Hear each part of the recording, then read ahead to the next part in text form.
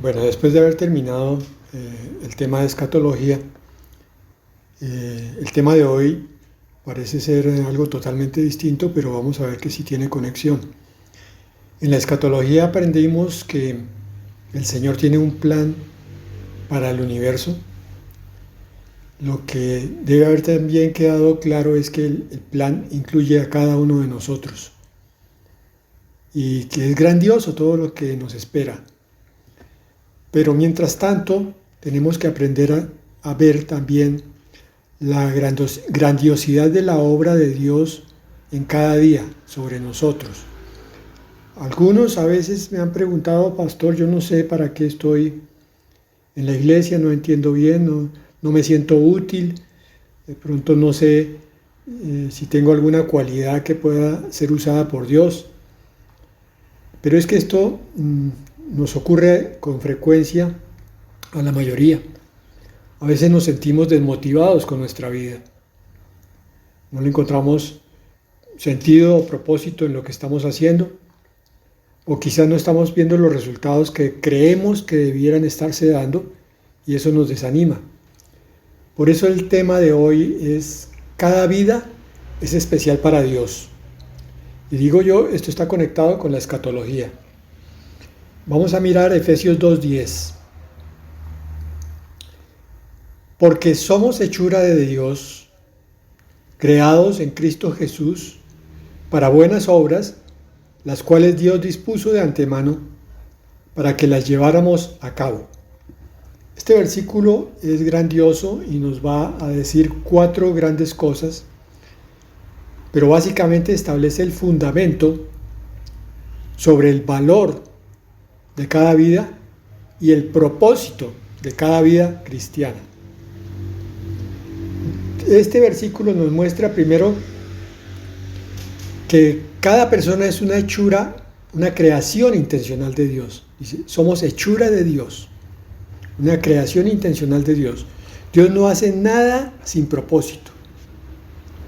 Entonces, en el tiempo en que estaba disponiendo de la creación de tu ser, Él estaba viendo una cantidad de cosas del futuro de esta criatura y del plan que Él tenía para ella.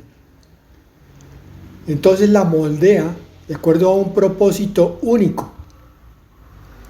Ese propósito se cumple a través de la relación con Cristo. Dice, creados en Cristo Jesús para buenas obras. El propósito son las buenas obras. Y son obras predestinadas, preestablecidas. Hay que meditar mucho en este versículo porque no es lo que se nos ocurra hacer a nosotros, sino lo que estemos en sintonía con el Espíritu Santo para hacer. Entonces, no es lo mismo sentarse a construir una iglesia de acuerdo a unos planes humanos. Vamos a enseñar esto, vamos a decir esto, vamos a hacer el culto así, así, a oír lo que Dios quiere para esa iglesia. Porque no es lo mismo la iglesia A que la B o la C. Cada iglesia es única, así como cada creyente es único. El Señor, en su infinita sabiduría, le plació mostrarnos a través de ciertas características que somos únicos. No hay otro ADN como el nuestro, no hay otro rostro tal como el nuestro. De pronto un gemelo puede tener alguna similitud, pero no es idéntico nunca el rostro. Las huellas digitales son únicas. El escaneo del iris muestra que también es único, un órgano único. De modo que todo eso es un mensaje de parte de Dios diciéndonos: toda tu vida es única sobre el planeta y sobre la historia. Nunca nadie va a hacer lo que tú haces, ni va a tener lo que tú tienes. Porque el propósito es muy claro en mi plan. Entonces podemos ver más enseñanzas en este pasaje. Por ejemplo, no hay vida sin propósito. Dios tejió un destino único para cada corazón. Alguna vez yo me puse a meditar por qué habría locos en el mundo que quisieran ser bomberos. ¿Cómo es que una persona puede gustar, incluso amar un trabajo en el cual está tan cercano el peligro continuamente? Y es una muerte horrible. Presenciar una tragedia por el fuego y ver cómo mueren las víctimas o morir el propio bombero, que es uno de los riesgos de esa profesión, implica que esa persona que se dedica a eso tenga algo que los demás no tienen. Un amor especial hacia ese tipo de situaciones para que pueda desempeñarse con la calidad de vida. Pero si ustedes consideran otras profesiones, ocurre exactamente lo mismo. Por ejemplo, un marinero. Antiguamente estaban en alta mar meses y meses y meses sin ver a su familia, pero ellos amaban esa profesión. Un abogado que tenga que aprenderse tantas leyes y a veces son difíciles de comprender en su redacción para el vulgo, para el común de la gente, pero ellos las dilucidan con mucha facilidad porque aman eso que hacen. Alguien me decía alguna vez, pero ustedes los médicos, ¿cómo es que no sienten nada, por ejemplo, haciendo una autopsia? Entonces, yo comprendía que se necesita algo dentro de uno, tan particular, tan especial, que solamente le es dado a aquel que quiere ser médico. No se lo da al abogado. Y lo que le da al abogado no se lo da al médico. Ahora, si vamos a la vida espiritual, lo mismo ocurre en el cuerpo del Señor, la iglesia. El Señor empieza desde el momento de la creación a darle una serie de características que ningún otro va a repetir. Por eso es fácil deducir que hay un propósito para todo eso. No hay una vida sin propósito. En Efesios 2:10 se resalta la palabra que leímos al principio, que Dios como creador soberano no deja nada al azar. Esto hay que meditarlo, créanme, para valorar la grandeza de lo que Dios está haciendo en nosotros. Dice, somos hechura de Dios. Somos hechura de Dios. No sé cuántas veces tenga que repetírselo a mi mente para que empiece a captar algo de esa grandeza de la obra de Dios en mí. Al captar esa grandeza, yo voy a caer en gratitud hacia un Dios que se dignó considerarme a mí como prácticamente único en el universo en ese instante que me estaba creando. Y cuando me cuida, es como si yo fuera el hijo único de Dios. Cada creyente es lo mismo. No importa cuántos hijos de Dios haya, cada uno es tan especial como si fuera único. Por eso cada vida tiene un diseño específico. Es como si estuviera tejiendo un tapiz el Señor, en el que va apareciendo una figura muy artística, muy hermosa, muy armoniosa, muy bien hecha. Y entonces cada hilo somos nosotros, y nos va tejiendo junto con los otros para que el tapiz sea una obra de arte final. Y ese versículo de Efesios 2:10 sugiere que las buenas obras no son opcionales, sino que son parte del plan y del propósito por el que fuimos creados en Cristo. El Señor podría decir, cada cual haga como le parezca, pero entonces el plan de Dios no se estaría cumpliendo plenamente, porque le tocaría estar controlando muchísimas variables, la mayoría de ellas indeseables. Cuando las obras son puestas por Dios, son todas para bendición. Entonces, cuando tú dices, oiga, ¿por qué me ocurrió esto? ¿Por qué me encontré a esta persona? ¿Por qué esa persona me tuvo que contar esa parte de su vida para que yo les respondiera con ese versículo que salió así, a flor de labios, espontáneamente? Yo no sé por qué se lo dije. Ahí es donde está operando el poder oculto de Dios. donde están saliendo las buenas obras puestas de antemano, con el propósito de que la otra persona que recibió el mensaje, recibió el versículo que tú le diste, sea tocado por el Espíritu Santo, por una buena obra que tú hiciste, y él a su vez valore las buenas obras para más adelante cuando esté estructurado, tranquilo, maduro, y haga lo mismo con otros. Y entonces cada uno va tejiendo una parte de la obra que Dios ha visualizado desde la eternidad. Jeremías 29:11 nos dice: porque yo sé los pensamientos que tengo acerca de vosotros, dice el Señor, pensamientos de paz y no de mal, para daros el fin que esperáis. En estos días llegó un devocional a todos ustedes, espero que lo hayan leído. Entre paréntesis, cada devocional es una lección de vida, cada día. Es algo que debe quedar aprendido, valorado. Y en ese devocional nos decía que este versículo de Jeremías 29:11 ha sido sacado de contexto.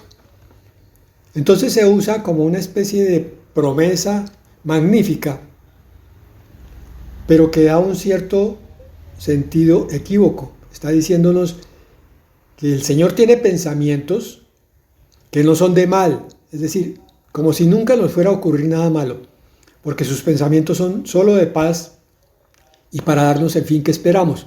Y como estamos dispuestos a aferrarnos a la esperanza, entonces pensamos que todo lo que va a venir es bueno. Sí, es bueno, pero visto ontológicamente, es decir, por encima de las apariencias. Porque en el contexto de esta palabra, Israel estaba pasando por un momento crítico en esclavitud. Y el Señor llegó con esta promesa a futuro para decirles: esta esclavitud tiene un propósito para más adelante. Ustedes van a ser bendecidos a partir de lo que están viviendo ahora, que es oscuro. Y vendrá la bendición y entonces serán reunidos como mi pueblo. Como lo sacamos de contexto, entonces no entendemos que también habla de situaciones dolorosas, duras, pero que la promesa del Señor es siempre de paz, no necesariamente para el presente, pero sí para el futuro. Y el fin que esperáis siempre es futuro. Y el fin que esperamos nosotros debería ser, en primera instancia, lo que veíamos ayer, el estado eterno, el milenio, el reinado con Cristo, el arrebatamiento, las bodas del Cordero, toda esa escatología. De forma tal que cuando estamos mirando nuestros momentos difíciles de ahora, entonces podemos saber que el Señor está al control porque Él tiene planes personalizados para cada individuo. Y son planes llenos de esperanza y de propósito. Insisto, a pesar de los malos momentos que puedan estar ocurriendo en el presente. Filipenses 1:6: estando persuadidos de esto, que el que comenzó en vosotros la buena obra, la perfeccionará hasta el día de Jesucristo. Esto nos asegura que Dios está trabajando activamente en cada vida para cumplir su propósito. En este momento el Señor está trabajando en tu mente, en tus pensamientos. Está ayudándote a sacar pensamientos negativistas, derrotistas, depresivos. Pensamientos que ha colocado Satanás como fortalezas, porque se han repetido tanto que entonces tú dices: no, eso sí es para el pastor, para mí no. Y el Señor dice: eso también es para ti, porque yo comencé una buena obra en ti y tú vas a verla cumplida cuando llegue la glorificación sobre tu cuerpo y tu espíritu se goce. Pero mucho antes de eso también vas a ver bendición hasta que sobreabunde. Estas no son promesas motivadoras, son palabra de Dios. Y por tanto hay que tomarlas como tal y hay que vivir de acuerdo a ellas. Un cristiano que no esté de acuerdo con que no esté persuadido que Dios le está perfeccionando la vida, pues no merece llamarse cristiano, porque no conoce esta palabra o no la está viviendo. Dios no para de trabajar en tu mente, en tu corazón y hasta en tu cuerpo. No para de trabajar en tu entorno, en tu familia, en tu trabajo, en todas las cosas, para hacerte entender que tu vida es tremendamente valiosa para Él, porque es parte del entramado del plan divino.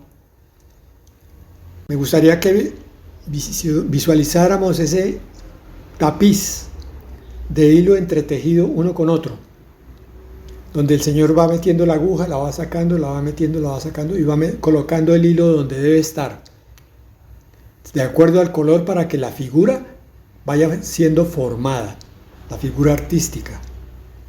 Entonces tú contribuyes exactamente igual en el plan de Dios como lo hace tu vecino, y sorpréndete, como lo hace tu pastor, tu líder, el que sea, tu maestro, porque todos somos parte del mismo plan. Entonces, no por el hecho de que sea el pastor es que tiene los dones ya claramente establecidos y está sirviéndole a Dios y él sí tiene claridad en el propósito de vida. No, hermano, eso es para todos.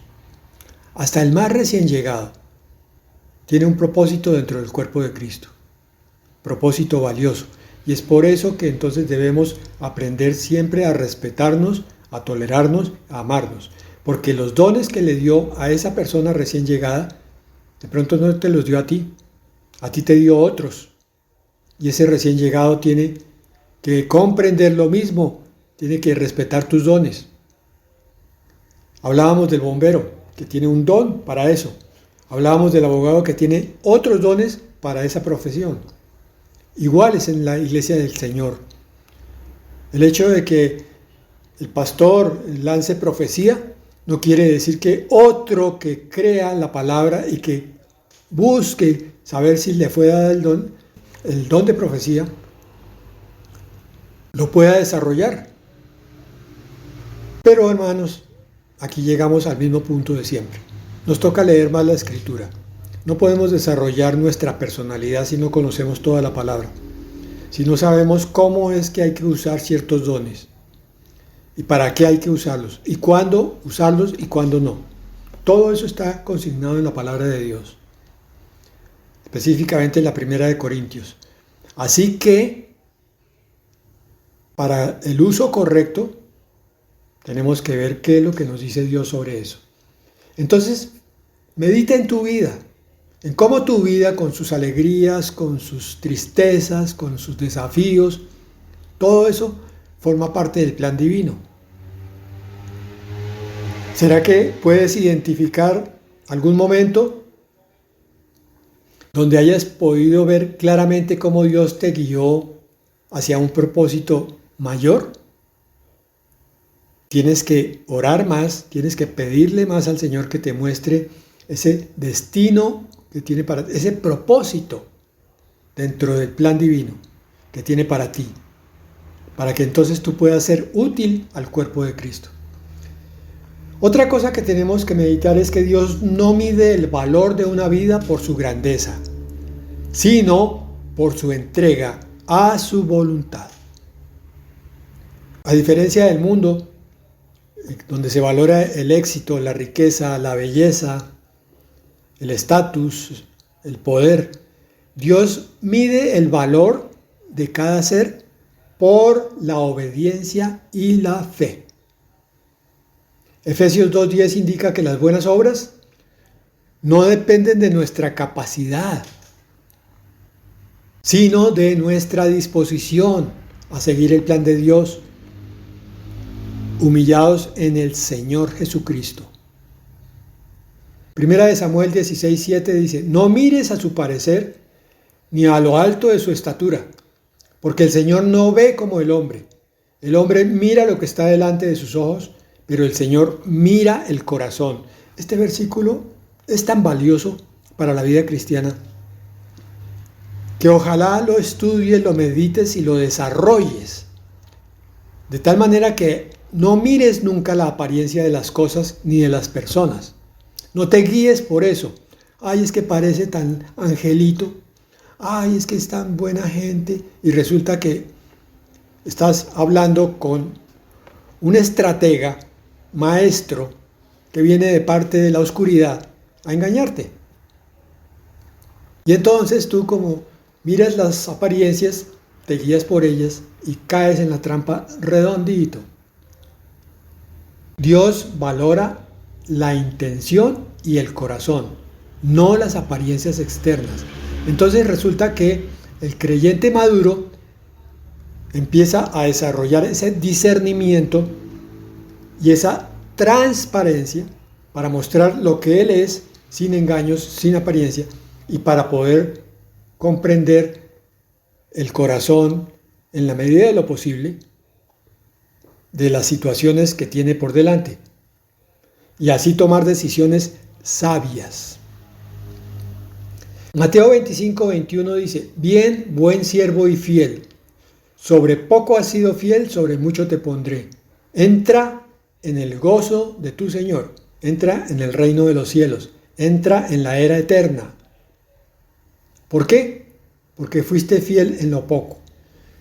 Y resulta que la fidelidad en lo pequeño refleja una entrega que Dios honra. Es como el termómetro que marca la temperatura de si es correcto o no. Si tú aprendes a ser fiel en lo poco, a ser cumplido puntualmente, a devolver lo que te prestan, a devolverlo de la forma como te lo prestaron, perfecto. Aprendes a respetar el tiempo de los demás, aunque los demás no lo valoren. Tú siempre eres fiel en lo poquito, en lo pequeño. Encuentras un billete, lo devuelves o lo llevas a la administración para que se le entregue al dueño. O un celular, no te quedas con él. El pastor en la iglesia te pide un favor y tú lo cumples como para Dios, no como para el pastor, ni para ti. Fiel en lo poco. Esto es un cristiano íntegro, desarrollado, maduro. Entonces, a partir de eso tienes que considerar cómo tu entrega diaria a Dios, en lo pequeño, por ejemplo en la oración, en la gratitud, en el servicio o en la humildad, definen tu valor ante Él. Hay áreas en las que puedes afinar mejor tu vida que en otras. Considera cuáles son las más fáciles, porque quizás por ahí está el don que se va a desarrollar. Por ejemplo, si tienes facilidad para enseñar la palabra, vas a ver que tú le explicas eso a alguien, a un vecino, y el vecino lo entiende. Uy, perfecto, ya sabe que yo nunca había entendido eso como usted me lo está explicando. Ojo, porque ese puede ser un don para desarrollar. Otra cosa para meditar. Cada alma es una pieza irreemplazable en el mosaico del propósito de Dios. Otra vez el ejemplo del tapiz. ¿Tú has visto esos tapices a los cuales de pronto se les revienta un hilo? ¿Cómo se ven de imperfectos? Eso pasa cuando un creyente no quiere asumir el mandato de Dios para su vida, la comisión, no quiere asumir el papel que Dios le está poniendo. Cada uno de nosotros influye en la belleza del plan de Dios. Efesios 2:10 otra vez nos sugiere que las buenas obras son parte de un diseño mayor, donde cada creyente tiene un papel especial.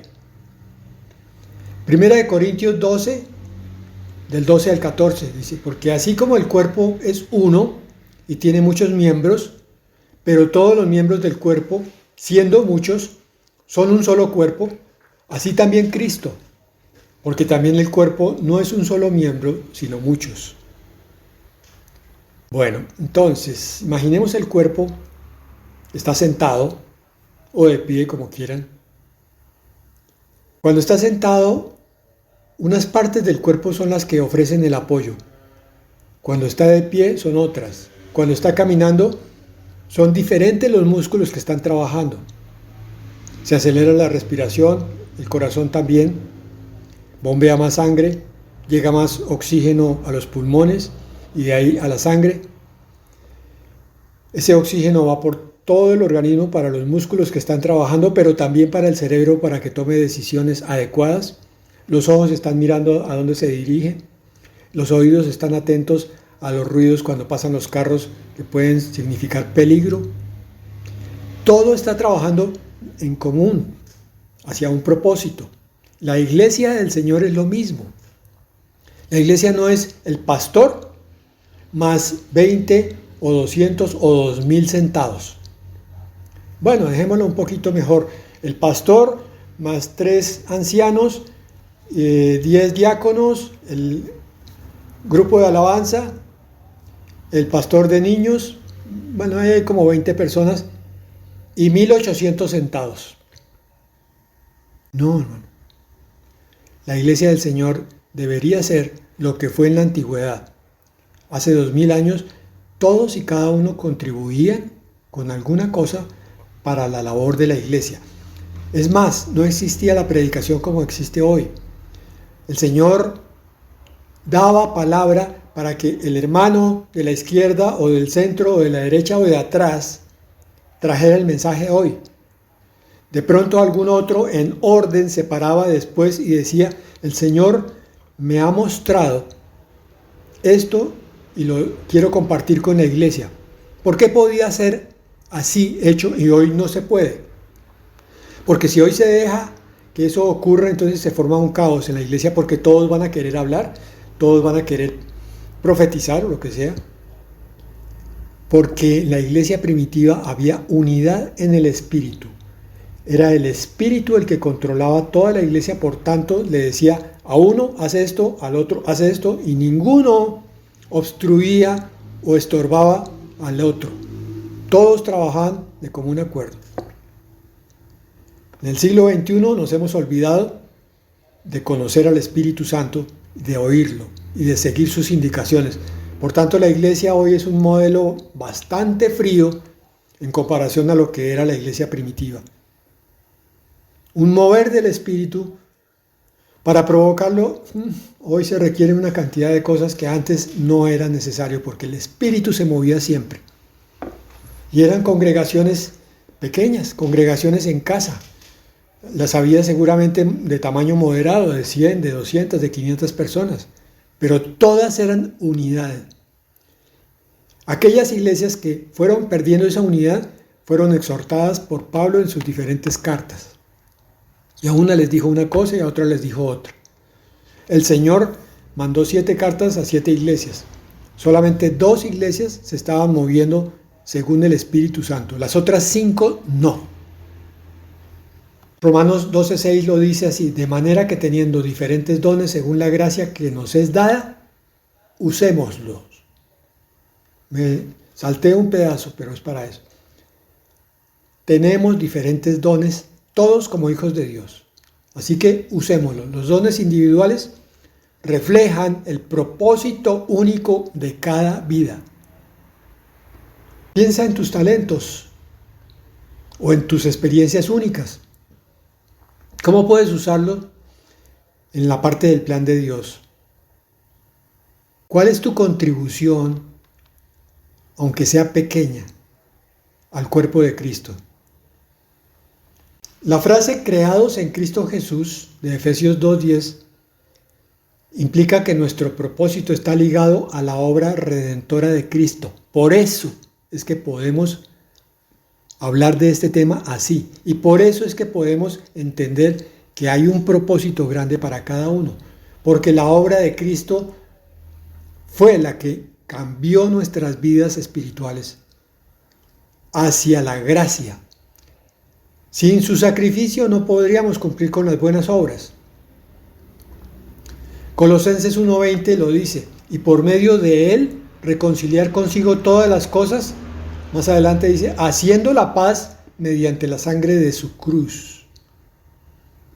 todo lo que de bueno haya en nosotros en la vida cristiana proviene de la obra de Cristo en nuestro espíritu y en nuestro ser.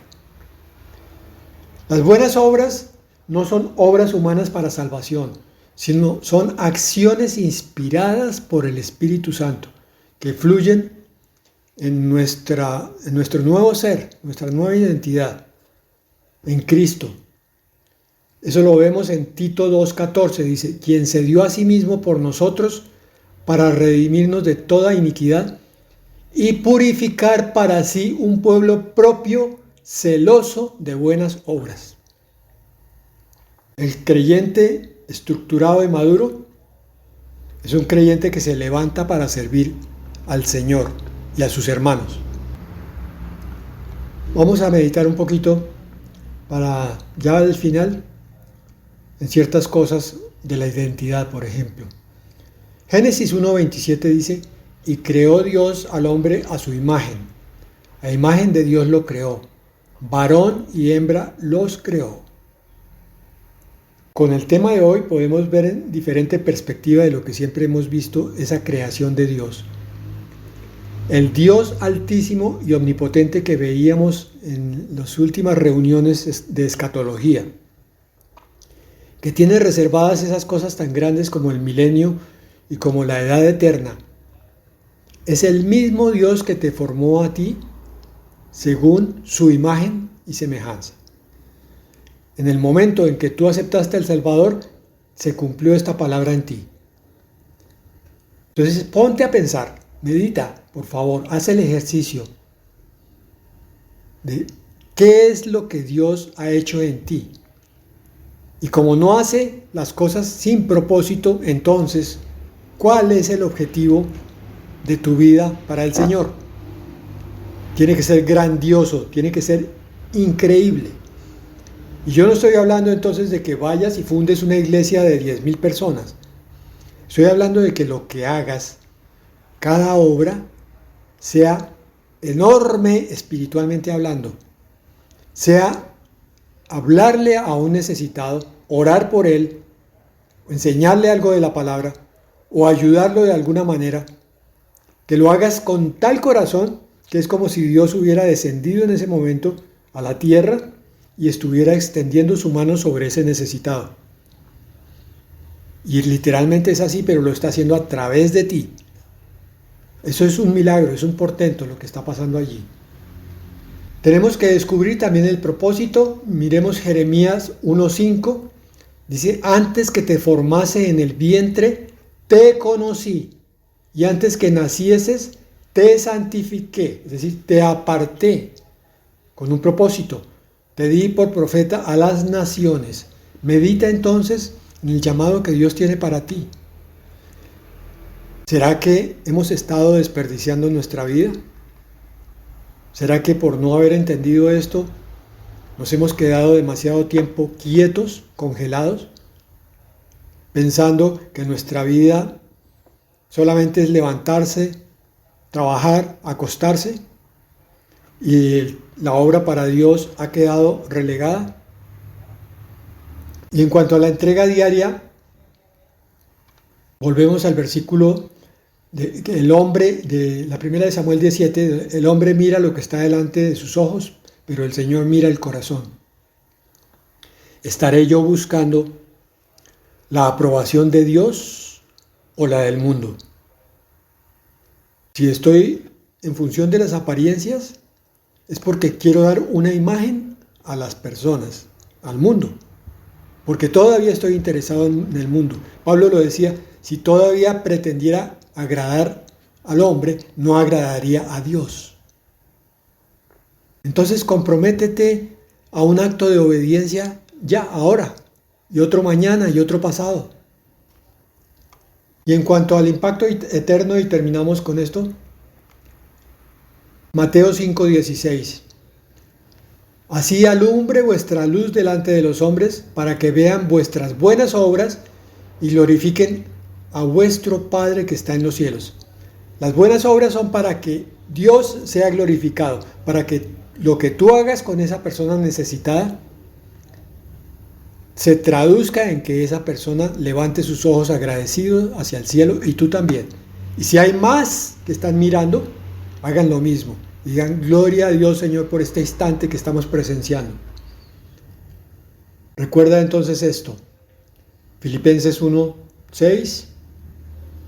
Estando persuadido de esto, que el que comenzó en vosotros la buena obra, la perfeccionará hasta el día de Jesucristo.